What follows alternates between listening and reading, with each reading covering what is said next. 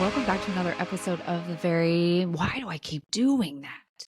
The Picking Daisies podcast. I don't know why, but this episode, the last episode, I have been starting off my podcast defaulting back to my original podcast name, which was The Very Merry Life Unfiltered. And it hasn't been that way for quite some time. And I don't know why I keep defaulting back to that, but it's fine. We're just going to run with it. Anyway, hi, hello. We're here. You're getting me in my kitchen right now. I hope this sounds okay. If there's a little bit of an echo, it would be just because I'm sitting in my kitchen to record this. Typically, I record these in my room.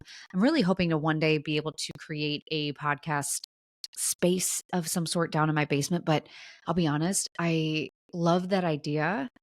Except I hate the idea of going down to my basement. It's cold down there and I hate being cold.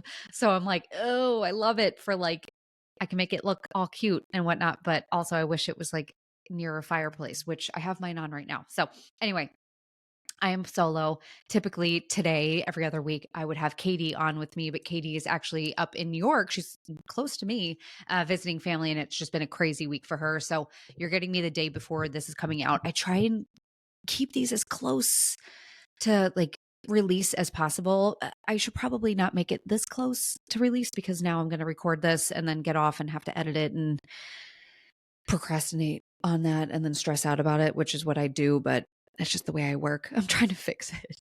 I'm trying to fix it. But you're going to get me solo. What I want to talk about today, when I record solo, I'm not going to make these episodes super long.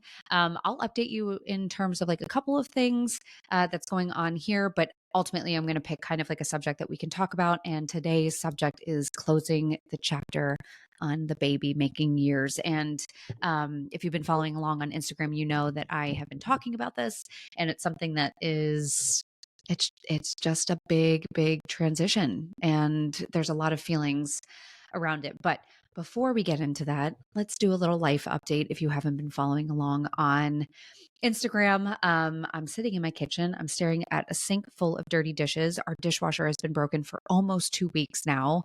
Super frustrating. Yeah, super frustrating. If you buy an appliance, I'm going to actually relay this. That way, if you want to learn from me. I had someone come out here. Actually, no, it's not been 2 weeks. It's been a week. So we're okay. I'm exaggerating. It broke last Thursday. I had someone come out on Monday to try and fix it. And the guy that came, he advised me that the fix would cost more than what a brand new dishwasher would be. So we were like, oh, fuck. We're just going to have to get a new dishwasher. That's not necessarily something in our savings. I don't really want to do that, but whatever. So just as I was about to go purchase a new dishwasher, I all of a sudden I'm very type B. I don't know if anyone else here is, but I'm very type B. Um, I would be shocked if you hadn't already recognized that about me. I'm not very organized. I'm not type A in the slightest. I have my own organized chaos type of life where I understand my chaos, but not many other people do.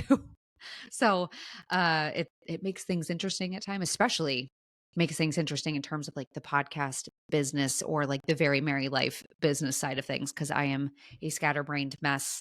And one day I hope that I can like rein my brain in together. I honestly need to go get assessed for ADHD. But do you see how I just tracked off on that? That's why. But anyway, I am not a organized person, and yet for some reason a light bulb went off in my head, and I realized that I have the receipt saved from when we bought this dishwasher. Our dishwasher was bought in 2021. So it's 2 years old, or not even, it's not even a full 2 years old yet. And I went and I found it. And thank God, I don't remember even doing this. I bought the 5-year protection plan. So I called Lowe's, which is where we bought it. And I filed a claim. And on the phone at the time, they said, okay, we'll send someone out on Wednesday. Today is Thursday. And then they called me on Tuesday before that Wednesday appointment, saying that they overbooked, Lowe's overbooked us because the schedule that they run off of is not accurate, and that they've earliest that they can come out here is Monday. So we are still hanging with a broken dishwasher, and I can guarantee you they probably won't have the parts that they need for it come Monday, and it's going to be even longer. I can already guarantee it. I know how this is going to work. So I don't know. It's total. This is a first world problem. Like, this is not the end of the world. I can deal. It's just like when you have 3 kids and a lot of people grabbing continuous cups throughout the day, it's just like the last thing I want to do. But I'm gonna go with it because I really do not want to spend, like, I mean, a dishwasher, like if we went with like a mediocre dishwasher, it would cost like $700, which actually, this is something he told me. So if you're wanting to know something about dishwashers, our appliance guy had told us that to never buy a Samsung and never buy an LG, anything, any sort of appliance, avoid them at all costs. He says that they're too computerized, which is what we have. We have a Samsung, and that's why the parts are so expensive because of this, that they're so computerized that they almost do too much and then short circuit or short out in some manner. And that's what happened to ours. And he said brands that he would recommend after doing a ton of research and just his own work of working in appliance repair. He said to KitchenAid, trust KitchenAid, Bosch Ascenta, which I guess is the lesser expensive version of Bosch appliances, but he says they're still just as good. Or Bosch, if you want to spend the extra money. Bosch in general is really good. And he said GE is also another good brand. But if you look on the inside of the dishwasher and you don't see any bolts on the inside, like the outer perimeter of the dishwasher of a GE, to not do it for some reason. I don't know what his reasoning was, but that was what he told me, and I'm going to go with it. So I'm just sharing that here in case you were planning on buying any sort of appliance soon. Do not go with a Samsung or an LG. I shared that over on Instagram, and the amount of people that reached out to me and said, I 1000% back that up because we are having such issues with ours. It's ridiculous. So, LG, Samsung, if anyone here works for LG or Samsung, don't contact me to work with me. I won't, unless you want me to rep a phone. LG, you were good for your chocolate cell phone days. Do you remember those? Do you remember those, the LG chocolates? Best phone ever, like a flip phone with like a little keypad in the inside. Oh, that was so much fun. I remember those days. I was like texting T9. You remember texting like that? It was great. Great time. Anyway, that's what's happening life-wise. Haley's going to be turning 2 soon, which is freaking wild to me. And then Spencer, the one big thing that I can say with him is that I just got a piece of paper in his backpack yesterday that um, said that I can enroll him for kindergarten next year. He's in preschool right now. He's 4, and I don't know what to really do in this sense. I have to talk to his teachers more and see what I can do. And the big reason for that, and I've talked to teachers outside of this and I've gotten their 2 cents, but Spencer is turning 5 in September. So I can enroll him in kindergarten, but if he starts kindergarten, he'll still be 4 when he starts kindergarten. The cutoff for kindergarten registration is October 24th. So as long as you turn 5 by then, you can start kindergarten. And everyone I've talked to, educator wise, or like a former educator in some manner, have all recommended holding your child back, especially if it's a boy. My grandpa used to always say that. My grandpa was a teacher, and he used to always say it in terms of sports, which you'll hear people say that. I kind of think that's a little weird, just because I feel like that's putting I don't know, it's like such a thing to put on a little boy, like that they need to be good at sports. I don't know. It's just a very stereotypical standard that we're placing on them. But that and Spencer doesn't give a shit about sports. He cares about like letters and numbers and things like that. But that could change. Anyway, I could register him. He's smart enough to. His teachers recommend me enrolling him in kindergarten because academically, my son is very, very, very smart. And I'm not saying that in a bragging, like every parent thinks their kid is smart type of manner. Like he is very smart, like shockingly smart. He can say the ABCs forwards, backwards. If you've been listening to the podcast long enough, you know that that's actually been a point of concern in a few ways. But he's a fully functioning kid that's very social also. So I don't really know, but I just think he's super smart in academics, and he exceeds many kindergarten expectations already. Like my daughter is in kindergarten and he knows more than what she does and what most of her classmates do. So educationally, he's there. He's ready for kindergarten. Actually, he's like on a first grade level with many things. So he's ready for that. But it's socially, maturity, emotional wise, he's not ready in any capacity. And that's where I get concerned because I could hold him back and put him into the preschool program again, which is run out of our elementary school. But He is with 3 and 4-year-olds, which I don't think is fitting for him either. And I can talk to the preschool teacher and see if they can scale him up. But the downside about him being at a public school is that there's only so much they can do individually. That's the downside about public schools. Like they can tailor, but they also have a crap ton of other students that they have to design a lesson plan for, and they can't just take time to make sure that Spencer is scaled all the way up while all the other students are doing a different lesson. Does that make sense? So I gotta figure that out, because I could put him in kindergarten.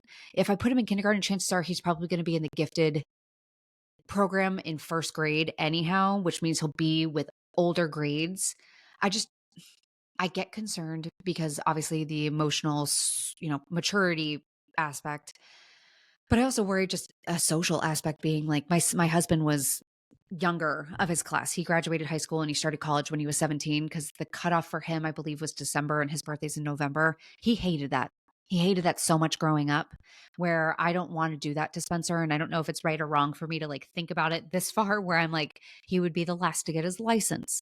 He would be the last to go to the bars.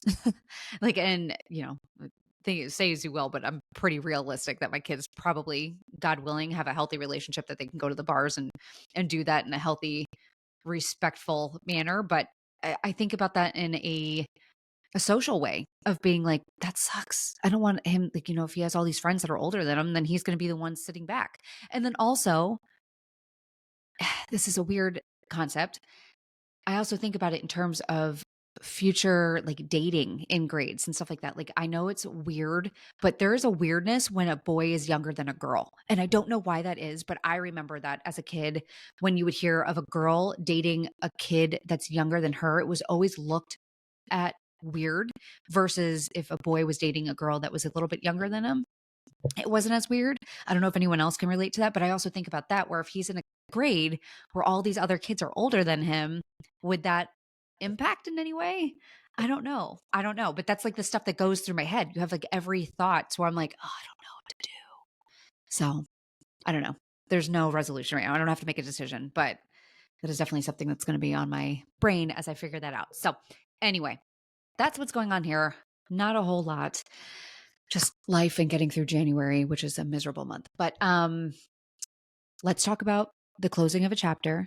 No more babies. That is something recent that has been pretty much decided. And that pretty much is kind of that keyword that I want us to pay attention to, because I recently saw a video, and I'm going to play it here in a second. There's no hate to this creator at all. She's literally just regurgitating things that parents who are on the fence about having more kids are constantly being told.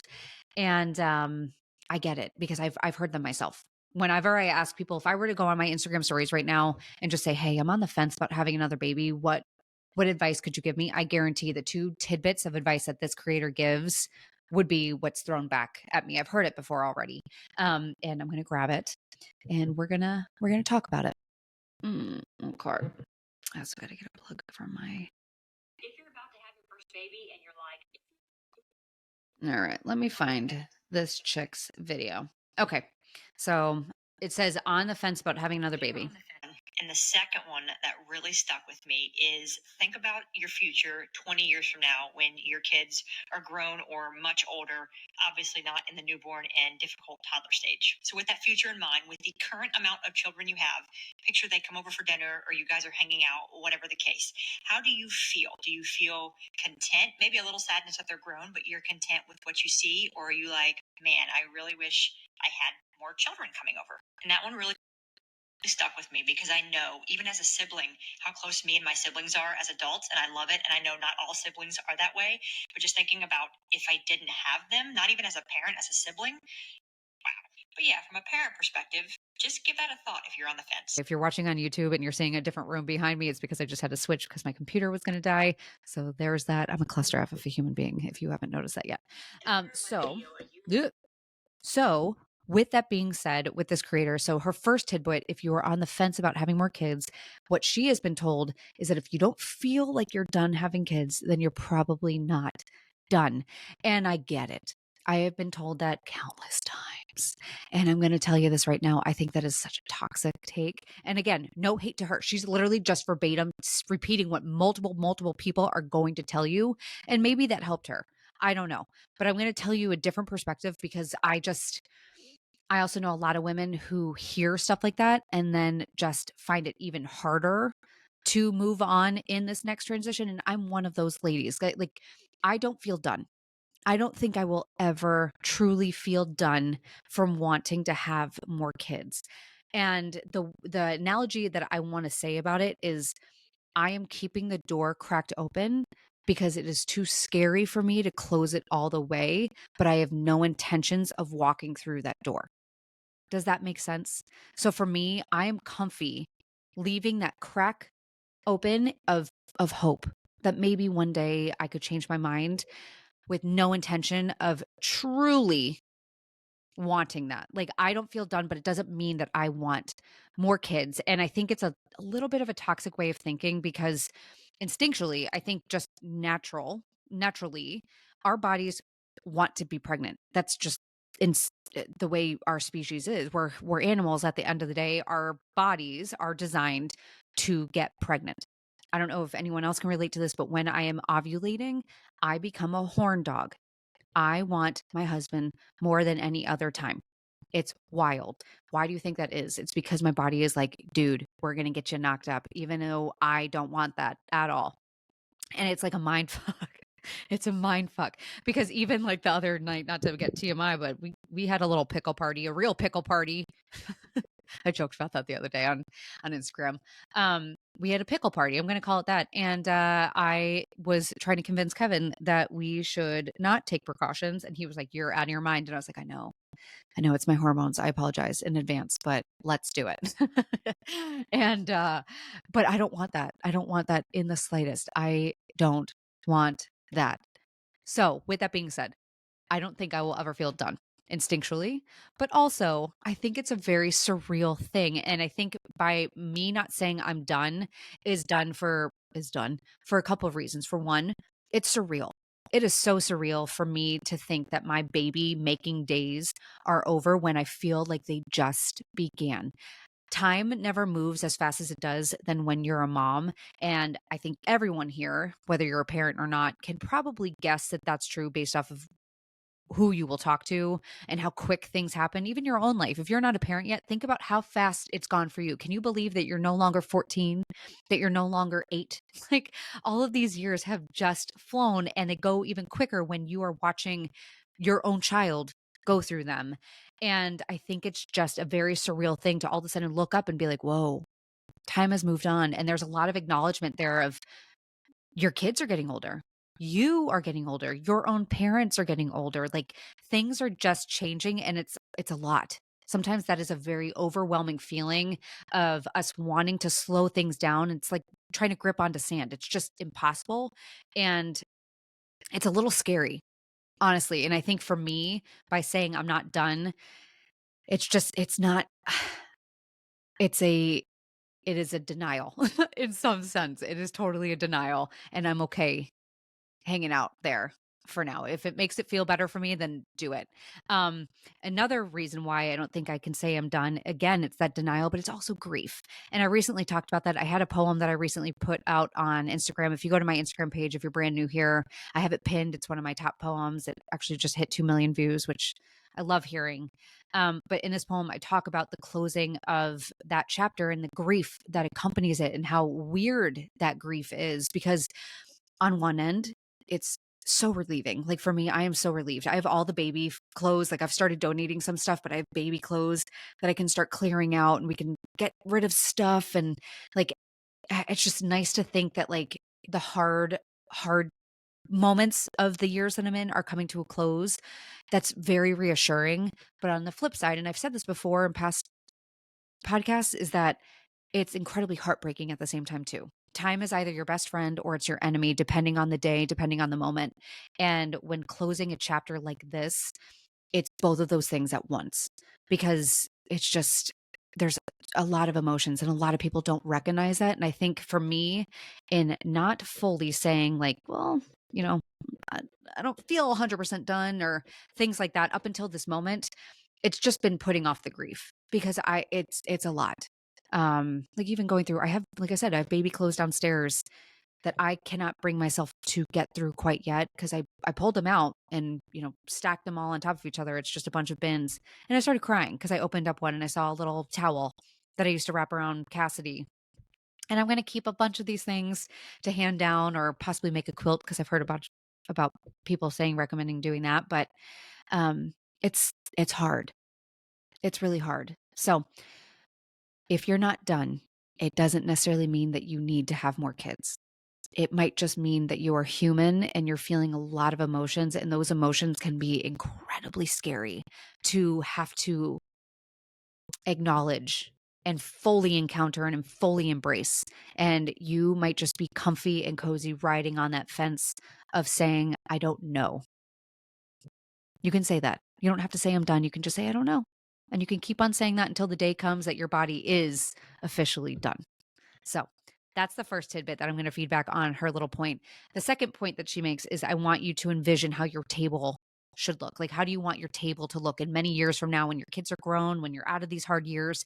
How do you want your table to look? Like, picture sitting down at Thanksgiving and you look around and your kids are grown up. Like, how do you want that to look? How many kids do you want sitting around you? And I think it's a beautiful, beautiful image to have in your head. And I think it should be there. I think that's a great thing to visualize. And I think visualization matters. But the biggest question of all that I would pose is how do you want your table to feel? More than anything else. Because you can look around, and I think the biggest tidbit when we're envisioning what our table looks like is we are forgetting the emotion that we're picturing.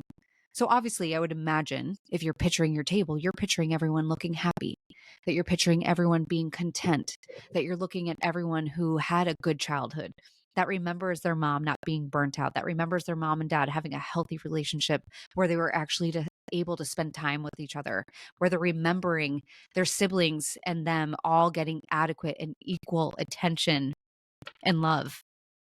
You know, that's what I want to encourage more is how do you want it to feel? Are you sitting at that table happy?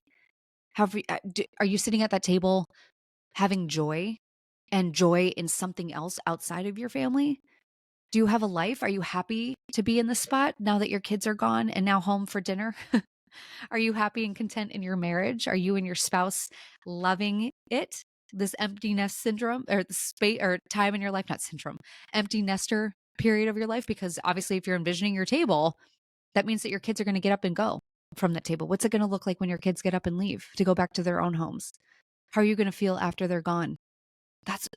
These are the questions to ask instead. Is how do we want to feel? Because I get it.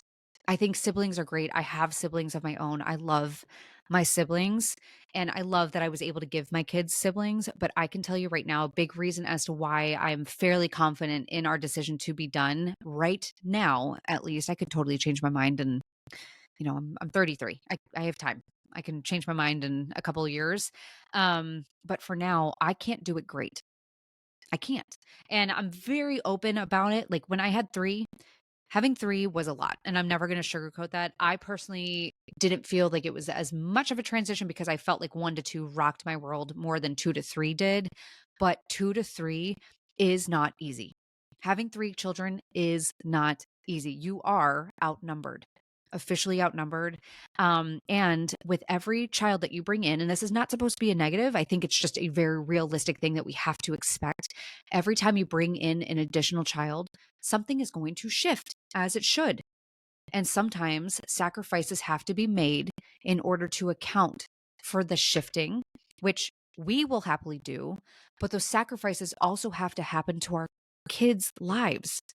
Like for me, when we had Haley, Haley was, she was born in February. So by the time summer came around, spring, summer came around, she was less than 6 months old. My kids wanted to go to our HOA pool and it was like 95 degrees outside and humid. I couldn't bring them safely to the pool because they're both very little. So I couldn't just bring them to the pool and let them go play on their own. And I couldn't bring a newborn baby with us. So I couldn't go. So I either had to wait till my husband had off on the weekends to bring him to the pool, or I had to just tell him no and go run in the sprinkler in the backyard, which they happily did, but I still felt like shitty about it. I still felt really bad, and even when my husband did take him to the pool, I stayed home because it was too hot for me to bring the baby. So it was just like little things like that where I realized it was harder. And like Cassidy at the time when we had Haley, she had speech therapy that we had to drive to, and thankfully it's moved to being more virtual at this point. But I remember being like, "Oh my god, we have Haley," and Haley was screaming in the back seat because we had to drive an hour to the speech therapy appointment. And then I just kept thinking like, how am I going to do this? How am I going to keep on doing this when I have a newborn and appointments for her? And then I think about Spencer, who's getting stuck in the middle, and he is a middle child. He totally shows moments of having middle child syndrome, which eats me alive. But it's just the way it goes sometimes. And we're trying everything in our power to give him adequate attention, but it's incredibly difficult. It's incredibly difficult when you bring in an additional sibling, and it's fine. My kids are going to adjust fine. Your kids are going to adjust fine if that's where you're at. But I'm being very honest with myself at this point and saying, can I do this? Great. If I were to bring another baby in right now, would it enhance our lives or would it slow us down in a more negative way? And I can tell you right now, it would slow us down in a more negative way. I would embrace it. If all of a sudden I found out I was pregnant tomorrow, I would embrace it. Absolutely. And we would absolutely figure it out. Like, that's just the person I am. But it would be messy. And I am very tired of messy. I'm done with survival because I've been in survival for a very long time and I'm tired of messy. I'm ready and it's time, I believe. So at least right now, like I said, I could totally change my mind. But if I change my mind, I've said this time and time again, if I change my mind, if we are to welcome in another baby, I want that baby to feel like it is the first time. Like if I'm going to do it last time, I want it to feel like it did the first time, where I don't have to get up and I can sit on the couch with the baby on my chest and I can really just soak it in. But if I were to have a baby right now, I will not be able to do that. And I think that's also another big reason as to like the surrealism of slowing things down is you get that with your first baby. But when you're second, your third, you almost feel like you're gonna redeem yourself. Like every time you're gonna redeem yourself and it's gonna get like easier to remember how to grip on. And it for me, it personally didn't. Like every time I still was in the same postpartum fog. And that's another thing I think about is postpartum and finances and stuff like that. So yeah, I think I went off on a little bit of a tangent there, but you guys can sense where I'm at in the closing of that chapter, but also advice like that, where if you also are on the fence, that's okay. Ask those questions to yourself. Are you doing it because it's an expectation? Are you doing it because people are pressuring you to have another kid? One thing that drives me nuts, I talked about this recently on like the Threads app, is I constantly am told with like the decision about like, if we were to have a fourth ever, the big thing that I'm constantly told is what's one more? And I don't like that. I hate when people tell me that because, and I get it. Like, yeah, in the grand scheme of things, my life is already chaotic, but it is one more. And I think that that's a little, again, a toxic way of thinking and a toxic thing to say to someone, because what's one more? It's one more person. This is not a guinea pig that we're getting. If we were talking guinea pigs, then sure, by all means. Even then, that sounds like hell. About the whole guinea pig fiasco with me. But um, this is a person. This is a human being that we are then going to have to up and uproot our lives and shift our entire lives around again. So it is one more. It is one more big ass thing that should be taken very seriously. Um, it's not a minor little thing. Having kids, no matter how many kids you have, should never be a minor thing at any point, unless you're in a spot in life where you can afford every single little thing and have all the help in the world. By all means, pop them out, have fun. But most people don't have that, and instead we have all the pressure as if we do. And I think it's absolutely nuts. It's absolutely nuts. So if you feel like you're being pressured by family or by friends or just by standards, like you can have a baby and be done. You can have one and be done. You can have two and be done. You can have however many babies you want. And when you feel like you're done or kind of done, you're allowed. You're allowed to sit on that fence. And it doesn't mean that you're not wanting or that you want another baby. It just means that you don't know. And you're allowed to say that. You're allowed to. And you're allowed to not always be able to handle it too. I think that's another thing too, is I think there's a standard where if we say, I don't think I can handle more than a certain amount of kids, it's a failure in some aspect. Like, what's wrong with me? Like, Cynthia across the street has 5 kids. How come I can't have that many and handle it as well as she does? Well, you have no idea what's happening behind closed doors. Okay. You have no idea what support systems, what help she is getting, what things she has access to and what things she doesn't versus you. Okay. So that's another thing. And then the last tidbit that I can add is I don't remember what I was just saying. And then the last thing that I can say is ask yourself why you want a baby. Why? Really, really think about it, because I'm saying this not, again, it's not a deterrent. I'm just very honest with this. I think that a big reason as to why, and I've talked about this on previous podcasts, that a big reason as to why a lot of women continue with the babies and continue not being honest with themselves and not being self aware with themselves and taking on more than they can sometimes handle is because we are so afraid of having to confront ourselves.